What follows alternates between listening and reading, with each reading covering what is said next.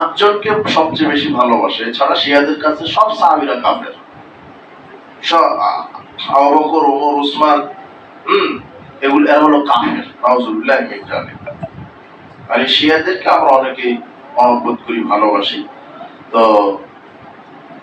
হাসান, হুসাইন, আলী, ফাতেমা আর মোহাম্মদ সাল্লাল্লাহু আলাইহি সাল্লাম, এই পাঁচজনকে তারা বিশ্বাস করে, পাঁচজনকে তারা ভালোবাসে। এছাড়া যত সাহাবী আছে সব সাহাবীকে তারা কাফের মানে। আর সব সাহাবীকে কাফের মানে আর সব সাহাবী থেকে তো হাদিস আসছে, তারা সব হাদিসকে অস্বীকার করে।